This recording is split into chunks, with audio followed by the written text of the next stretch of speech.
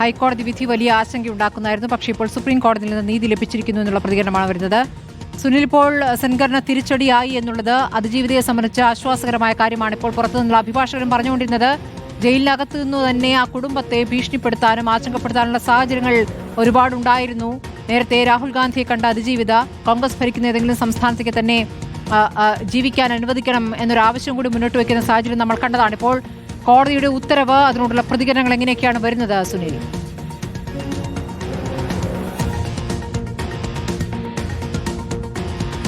സ്മൃതി, വളരെ പ്രധാനപ്പെട്ടതാണ്. കാരണം നമുക്കറിയാം, ഈ ആക്രമിക്കപ്പെട്ട പെൺകുട്ടിയുടെ പിതാവ് തന്നെ പിന്നീട് കൊല്ലപ്പെടുന്ന സാഹചര്യം തന്നെ ഉണ്ടായിട്ടുണ്ട് ഈ കേസിൽ. അപ്പോൾ ആ കേസിൽ സെൻഗാർ ജയിലിൽ കഴിയുകയാണ്. ആ കേസിലും സെൻഗാറിന് ശിക്ഷ നൽകിയിട്ടുണ്ട്. അപ്പോൾ അത്രയ്ക്ക് ഭീകരമായൊരു സാഹചര്യമാണ് ഈ കേസിന് പിന്നിൽ നിലനിൽക്കുന്നത്. വലിയ സ്വാധീനമുള്ള വ്യക്തിയാണ് കുൽദീപ് സെൻഗാർ എന്ന കാര്യത്തിൽ യാതൊരു സംശയമില്ല. രാഷ്ട്രീയമായി വലിയ സ്വാധീനമുണ്ട്, സർക്കാർ തലത്തിൽ വലിയ സ്വാധീനമുണ്ട്.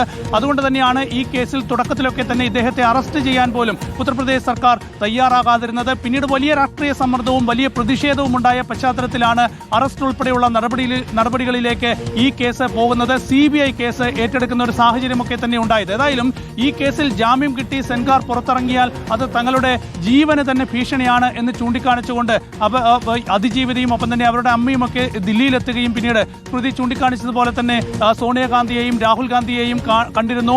പ്രധാനമന്ത്രിയെ കാണാനും ആഭ്യന്തരമന്ത്രി അമിത്ഷായെ കാണാനും അവർ താല്പര്യം പ്രകടിപ്പിച്ചിരുന്നു. തങ്ങൾക്ക് നീതി ഉറപ്പാക്കണം എന്നാവശ്യപ്പെട്ട് അവർ ദില്ലിയിൽ തന്നെ തുടരുകയാണ്. ഏതായാലും ഇതുവരെ പ്രധാനമന്ത്രിയോ ആഭ്യന്തരമന്ത്രി അമിത്ഷായോ ഇവരെ കാണാൻ തയ്യാറായിട്ടില്ല. ഏതായാലും ഇന്ന് CBI വളരെ ശക്തമായ നിലപാട് സുപ്രീം കോടതിയിൽ സ്വീകരിച്ചു എന്നത് ആശ്വാസകരമാണ്. ഏതായാലും സാധാരണ ഇത്തരമൊരു കേസ് വന്നാൽ ആ കേസിൽ ഉടനെ തന്നെ സ്റ്റേ ചെയ്യുന്ന ഒരു തീരുമാനത്തിലേക്ക് സുപ്രീം കോടതി പോകാറില്ല എന്നാണ് ചീഫ് ജസ്റ്റിസ് സൂര്യകാന്ത ചൂണ്ടിക്കാണിച്ചത്. അതേസമയം ഈ കേസിന്റെ ഒരു പ്രത്യേക സാഹചര്യം കണക്കിലെടുത്തുകൊണ്ടാണ് ഒരു സ്റ്റേ ഉത്തരവിലേക്ക് പോകുന്നത് എന്ന് ചീഫ് ജസ്റ്റിസ് ചൂണ്ടിക്കാണിച്ചു. അങ്ങനെയാണ് ഈ കേസിൽ ഒരു സ്റ്റേ ഉത്തരവ് സുപ്രീം കോടതി നൽകിയിരിക്കുന്നത്. ഏതായാലും ഈ കേസ് വിശദമായി വാദം കേൾക്കാൻ തീരുമാനിച്ചിട്ടുണ്ട്.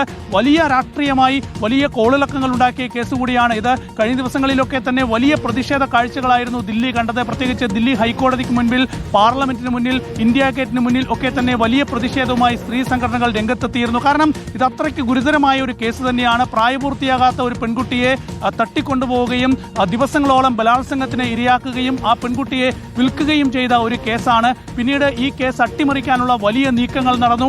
അതിന് പിന്നാലെ ഈ ആക്രമിക്കപ്പെട്ട പെൺകുട്ടിയുടെ പിതാവ് തന്നെ കൊല്ലപ്പെടുന്ന ഒരു സാഹചര്യം ഉണ്ടായിരുന്നു. അത്രയ്ക്ക് ഗുരുതരമായ ഒരു കേസാണ്. ആ കേസിലെ ഒരു കുറ്റവാളിയാണ് ദില്ലി ഹൈക്കോടതി നിസ്സാരമായി ഈ കേസിലെ ശിക്ഷ തന്നെ മരവിപ്പിക്കുകയും പിന്നീട് ജാമ്യം നൽകുകയും ചെയ്ത തീരുമാനത്തിലേക്ക് പോയത്. ഏതായാലും നിസ്സാരമായ സാങ്കേതിക കാര്യങ്ങൾ ചൂണ്ടിക്കാണിച്ചുകൊണ്ടാണ് ഹൈക്കോടതി ഈ തീരുമാനത്തിലേക്ക് പോയത് എന്നാണ് CBI പ്രധാനമായും സുപ്രീം കോടതിയിൽ ചൂണ്ടിക്കാണിച്ചത്. ആ വാദങ്ങളൊക്കെ തന്നെ സുപ്രീം കോടതി അംഗീകരിച്ചു. പൊതുപ്രവർത്തകൻ എന്നത് MLAക്ക് ബാധകമല്ല എന്നതായിരുന്നു ഈ കേസിൽ പ്രധാനമായും കുൽദീപ് സെൻഗാറിന്റെ വാദം. പക്ഷേ പൊതുപ്രവർത്തകൻ അതാരോ ആയിക്കോട്ടെ, ഇത്തരമൊരു കേസിൽ ശിക്ഷ അനുഭവിക്കുക തന്നെ വേണം, ഇത്തരമൊരു കേസിൽ ശക്തമായ നടപടി തന്നെ വേണം എന്നൊരു നിലപാടിലേക്ക് തന്നെയാണ് സുപ്രീം കോടതി പോയത്. അതുകൊണ്ട് തന്നെ തുടക്കത്തിൽ ഈ കേസിന്റെ വാദം ആരംഭിച്ചപ്പോൾ തന്നെ CBI ഇക്കാര്യങ്ങൾ ചൂണ്ടിക്കാണിച്ചപ്പോൾ, ഇത് ഗൗരവമായ കേസാണ് എന്ന് ചൂണ്ടിക്കാണിച്ചപ്പോൾ തന്നെ ആ വാദങ്ങളൊക്കെ സുപ്രീം കോടതി അംഗീകരിക്കുകയായിരുന്നു. ഏതായാലും ഇപ്പോൾ ഹൈക്കോടതി ഉത്തരവ് സ്റ്റേ ചെയ്തുകൊണ്ട് സുപ്രീം കോടതി തീരുമാനം എടുത്തിരിക്കുന്നു. ഏതായാലും അതിന്റെ വലിയ ആശ്വാസമാണ്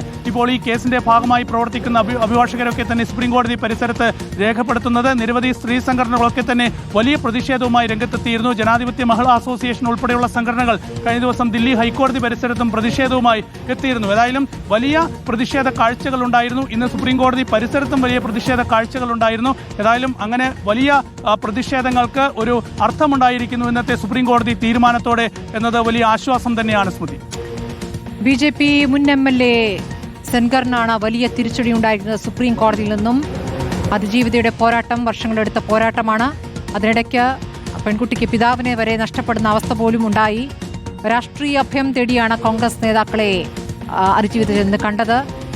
നിരവധി വനിതാ സംഘടനകളും പെൺകുട്ടിക്ക് പിന്തുണയുമായി എത്തിയിരുന്നു. സുപ്രീം കോടതിയിൽ നിന്നും നീതി കിട്ടും വരെ പ്രതിഷേധത്തിൽ എന്നാണ് അവൾ പറഞ്ഞിരുന്നത്. അതിജീവിത സമരത്തിനും ഇറങ്ങിയിരുന്നു എന്നുള്ളതാണ്. ഒളിഞ്ഞും മറഞ്ഞും ഇരിക്കുകയല്ല, സമരത്തിലേക്ക് ഇറങ്ങുന്ന രൂപത്തിൽ തന്നെ അവൾ എത്തുകയായിരുന്നു. അതിൽ ശിക്ഷാവിധി സ്റ്റേ ചെയ്ത ഹൈക്കോടതി വിധിയാണ് ഇപ്പോൾ സുപ്രീം കോടതി സ്റ്റേ ചെയ്തിരിക്കുന്നത്.